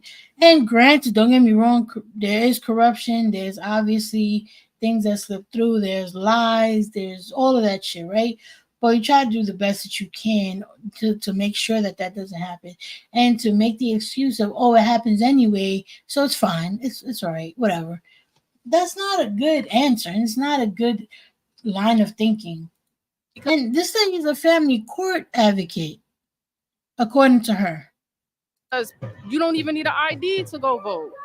You know what I'm saying? Like, it's so many cracks in the system that elections can be stolen. That's his opinion of what happened. Well, the only problem is Donald Trump looked for fraud twice, back in 2016 and in 2020, and he didn't find any. So my question for you would be, if Donald Trump can't find fraud, people that have no reason to turn on him are telling him there's no fraud. Donald Trump knew there was no fraud. At some point, it begs the question, is there anything that could change your mind on whether the election was stolen? No, because even if people are legally submitting ballots, or it appears to be legal, that doesn't mean there was no fraud. What are you looking forward to? Oh my God. What is there not to be excited? It's the what if rebuttal. Like, that's all it is. Oh, well, it could have possibly been that. I mean, I guess in some world it could, but that's not what was found to be. So how does that even matter? What it could have been at some point, at some time, on a day, on just a day. Like, how is that a rebuttal? Anyway, I like this lady. About someone who, well, I'm not a lot of people. I'm a Howard woman. I'm an Alpha Kappa Alpha woman made at Howard. So this reflects things I've looked up to since inception. Okay. And I think it's evident that she's qualified. Not only that, most people would have been satisfied with prosecutor, district attorney, attorney general, senator, vice president. She was not. She always saw herself as president. I was on the road with her when she ran the first time, and I'm honored to be here for the second time. What exactly do you want to see from her when she wins? Because I want to see more aggression toward Republicans in the House and the Senate and the Supreme Court. What do you want to see in specifics outside of that, or maybe in conjunction to that? Well, as an elected official in the House of Representatives, that is contentious. A lot of times people want to see more aggression, but aggression is not always what breeds progress. You have to possess the ability to negotiate with the other party. You have to possess the ability to convene with people that don't think like you. If all we want is performative acts, we'll never have any progress. When you have a Congress that's backing an insurrectionist like Donald Trump and refuses to even surrender any sort of truth about his insurrection and is probably planning another one could argue that aggression might be what it takes to take back our country on some level. Is there any... Not as a Black woman. She said, give me the mic. It is a delicate art and science to be strong yet soft, brilliant yet malleable. A Black woman cannot lead from a place of aggression. It will topple the entire empire. So that is not the approach that a Black woman can take in leadership. A Black woman has to lead from a space of calm and resolve, certainty and intellect, period. And She's so awesome. there are spaces for people to operate that way, but I would not wish that on her. And she's too smart to do that anyway. Okay, so you feel like a route of cooperation, or at least soft, subtle, and tactical approach is what's best. Softness I use in terms of her mastery of her softness as a woman, yet her strength as a leader. Correct. I'm not using soft in reference to her approach. Right. Okay, and as a woman, that is a lens that only you can see through, because you can't be. Women, we're always told what we can't be. Don't be too strong. Don't be too loud. Don't talk too much. A Black woman, let's call it what it is. We don't have to say woman of color. It's a Black woman from Oakland, California, that went to Howard University, that plays Alpha chapter of Alpha Kappa Alpha, and that is now running for president of the United States. So we can call that what it is. Our duty is to be aggressive on her behalf. Our duty is to protect her and to defend her name and her honor. Her duty is to lead. So are you going to be voting for Kamala Harris, or? I haven't determined that yet. I mean, it's likely, but I'm really more concerned about Palestine and ending U.S. aid to Israel. Yeah, I mean, they need to end all U.S. aid to Israel. The Israeli government had to go arrest a member of the Israeli military who was caught on video assaulting Palestinian detainees in a prison. What's a realistic policy for Palestine from the Biden administration, which is obviously going to be translating into the Kamala Harris administration? What do you want to see them do? Obviously, we know Trump is going to be extremely sympathetic toward Israel. What do you want to see them do? And USA to Israel. I mean, we send Israel $3 billion a year coming out of U.S. taxpayer money. I mean, I could list numerous things that money could go to here domestically. Better education. We always say money for jobs and education, not for war and occupation. I think that applies clearly in this situation. I think, ending USA to Israel. And frankly, I think, the way that this is solved is a one-state solution, right? Where right now there's an apartheid state in Israel where Palestinians are treated as second-class citizens. And if Israel is the democracy of the Middle East that it claims to be, then every single person should be, given the same democratic rights as everybody else. It's a lot of people make comparisons to South African apartheid, and I think that, those are valid comparisons. Okay. If a one-state solution doesn't look like a reality that the Kamala Harris administration can actually bring about, is there any sort of compromise or any sort of kind of cynical acceptance that you could see yourself having in terms of the conflict, where it's not exactly what you wanted, but something in the middle that you think is satisfactory? I think any sort of compromise He's asking good perpetuates an questions, apartheid state. I understand it's an uphill battle, but I think the only solution is a one state solution. A lot of people feel like if we leave behind Israel, Iran, Russia, China, these people want that to happen. They want to see us compromise on this. They want to see us turn our back on Israel. Do you have any sort of geopolitical concerns about what would happen if we were to leave behind Israel and turn on them? Is there any sort of any concerns about that?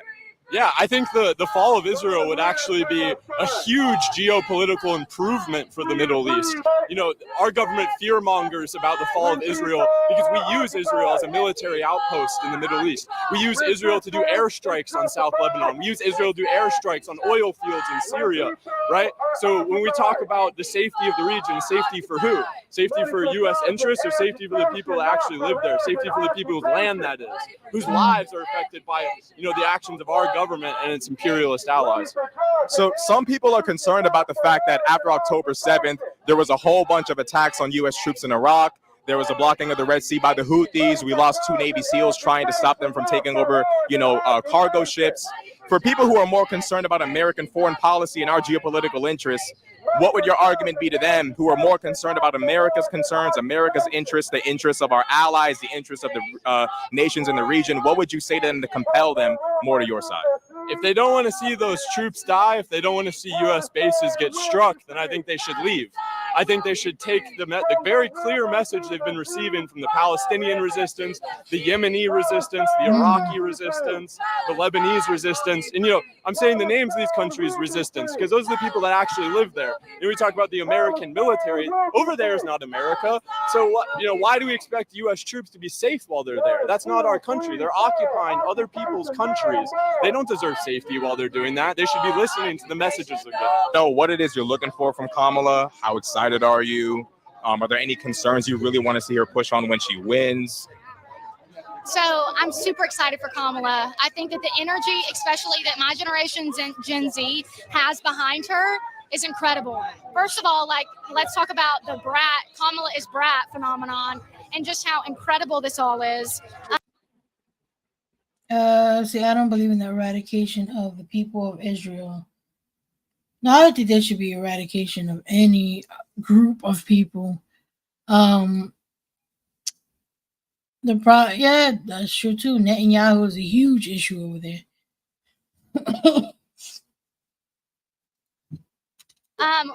You think they're gonna be able to get rid of Netanyahu, in the sense of him, not stepping down or some shit like that, or I don't know. What are the term limits out there? Let me see. The term limits is it like a dictatorship or is it no? Because I certainly don't know. Dictatorship, Israel, the term length. Okay. Hold on. Let me see.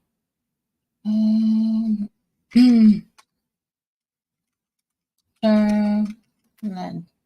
Wow, I misspelled that.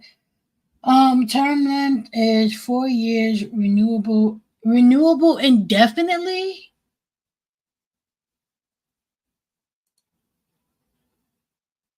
Oh, ooh.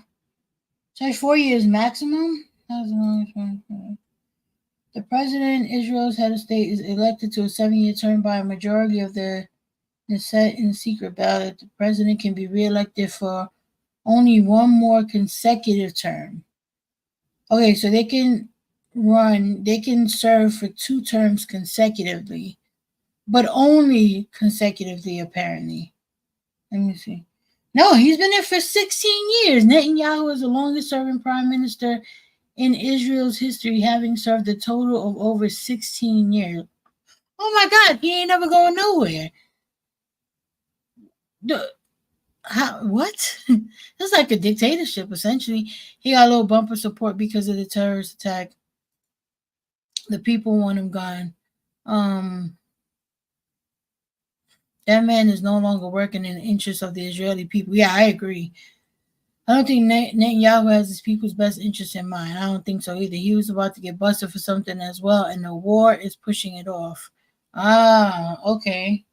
16 years? So will he have to get voted out?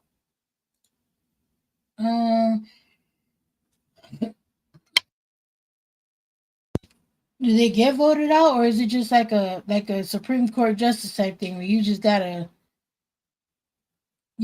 perish before you get out of there? The recently proposed bill will limit the tenure of the prime minister in Israel to 8 years, continuous or cumulative. Jesus, 16 years is too much. All right, let's keep going. One thing that I'm super excited about is reproductive rights and Kamala fighting for a women's choice. Nobody should be running for 16 years because then there's no nobody should be. 16 years is a long time. That's a dictatorship, in my opinion. His coalition government would have to fall apart. Oh, okay.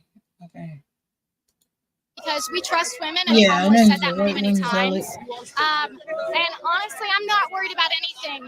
I think with Megan Thee Stallion, Charlie XCX, Gen Z, we're ready to vote, and I'm super excited. All we got to do is show up to the polls, so that's it for me. Is there anything you want to see from Joe Biden before he goes out that can secure our democracy?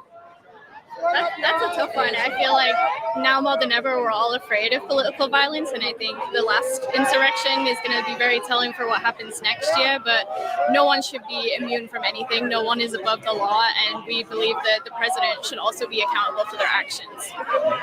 As long as the president is stern on what he believes, on making sure that everybody in our country is aware that it is not okay to incite violence in any way, and Donald Trump is not exempt from that ruling, not exempt from that rule, and general human decency in that regard. So I'm just curious as to what you're interested in for Kamala. What do you expect? What do you want to see? What are your hopes for Kamala?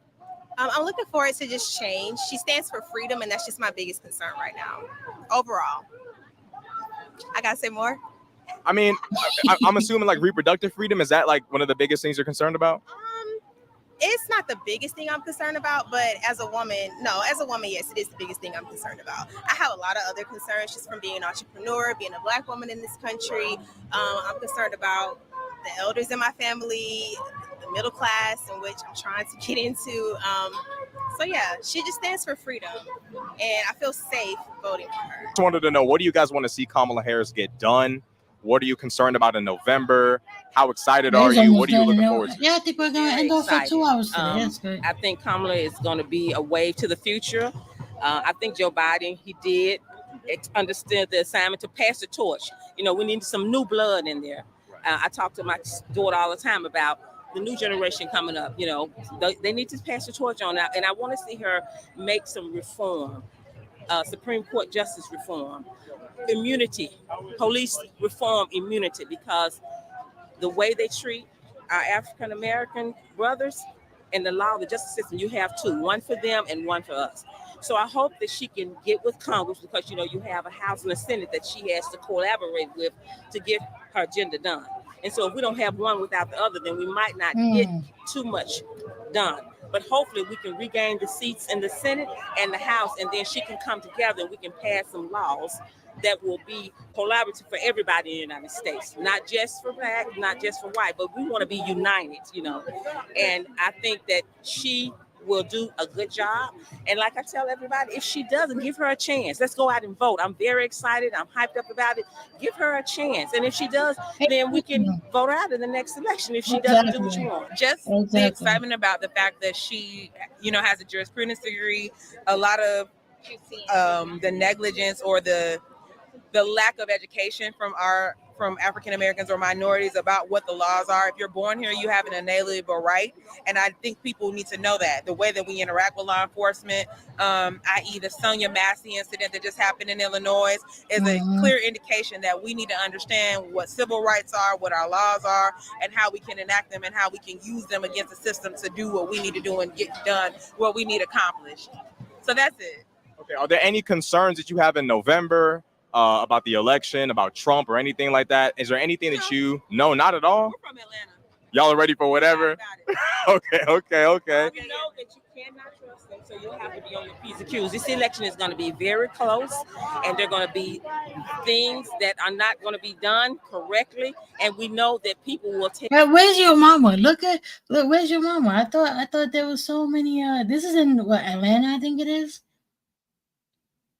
I thought Trump had the black vote. Tell lies and make up stories, and so we just need to watch out for that. But in the spirit of what happened last election, you know, they try to pull a fast one, but Fulton County is steadfast, and we're going to always be steadfast. Atlanta is one to be reckoned with. We always have been. We've always been the leader of change, and we're going to continue to do that. And we're changing the needle every day. So, yeah. Okay. Thank you very much. I really appreciate both of y'all's input. This was a good video. I enjoyed this video. I hope he does more of them. I like so far I'm really liking his channel. His name is Rashad Crenshaw. Let me see. Let me just I think I could. Oh, there it goes. Let me drop the link for him.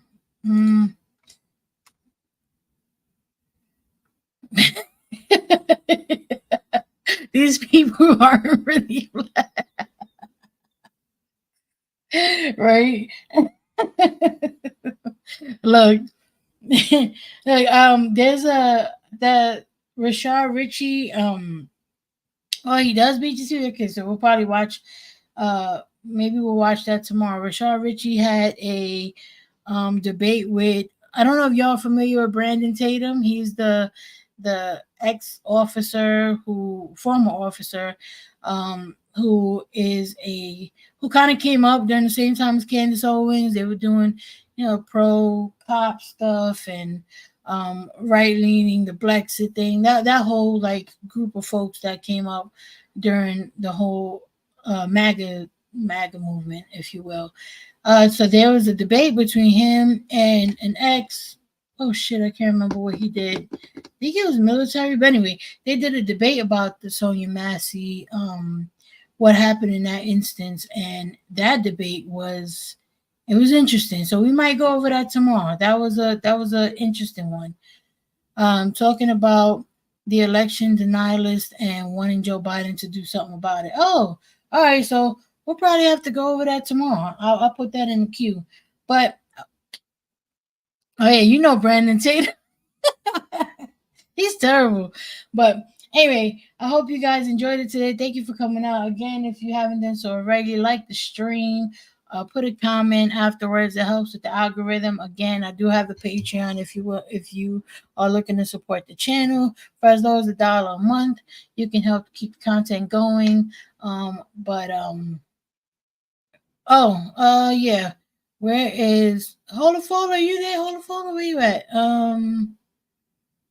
Holofold might have gone somewhere. Hold on, let me get it for you real quick. Hold on. Oh, there she goes. Thank you, Holofold. Thank you. She be on point. Thank you. All right, so Crochet and Bear Me, there goes the Patreon link. Thank you for all who have joined already. I appreciate y'all. And I'll see y'all tomorrow. I'm gonna leave y'all with the young lady who was rapping in the beginning of the show. Her name is Shensia. I really enjoy her freestyle. So we're going to end it off with that. And I will see y'all tomorrow. And then I won't see y'all again till Wednesday. But, well, unless you see me on BGTV channel. But anyway, all right, y'all. Have a good one. Yes, you know what it is. Funk Flex, we here. Shen Sia has come by to see me. How you been? I'm good. Hey, How are y'all. you? I feel good. I feel amazing. Yeah, even though I heard that it's gonna be locked down soon. Oh yeah. Yes. Yeah. Before my feet. Yeah. Check. Yo. From the thing take off, me never make it touch the floor. Every song I do, I make it better than before. My feed off of everything my plants herbivore. Enough of them are dead poor, cause them heart don't pure. Although I know it's a got earth, count on me if you keep it real to the core. It's a sacrifice every time I leave my son for tour. So me not drop no point, every goal me a score. Me no want be no goat, no want be Billy like Kylie. Hot so me I forget book like library. Chat all you want, but I can't fight me. Cause if you not eat me, then you can't try me. Me no sleep cause me living my dream. Couldn't do it by myself, so big up my team. Body thick but a home style so sick it can't fix even if me take the vaccine. Me had the full package hotter than a fever stuff can't even hold a heat. Yeah, I'm know my heart gonna make history like the Mona Lisa. Faster than a cheetah, them can't catch me by a millimeter. Fly with Paul, fly with Peter, I don't need no distraction. Just being honest, little about Talawa from Kingston Parish. True me never man, them wonder if me in the closet. So I left them I wonder, you know, like Alice. But them not go like me. Me dep on a different level high key. So how me ting loud, me not show ID. And if I never know, when I'm looking at the mirror, me the strongest support I see. So me not care if you don't like me. The more you talk, the higher you will raise my fee. Go hard, me not break like jet ski. Yeah, man, a Shen Yang at the real caliente chica. Todo hombre quiere, la mamacita. My name Shen Sia, and it's nice to meet ya. It's my first time fucking up a funk flex feature. 7-seater, 10-inch deeper. That's the size of the pussy of attention seeker. Niggas are dogs, but my pussy is gold. If you get it, the niggas a golden retriever. Could never. I let a nigga roll me cause I got a whole lot of. He's a man funk flex. Them know where we come from. In black boy, eh? Yes, it just like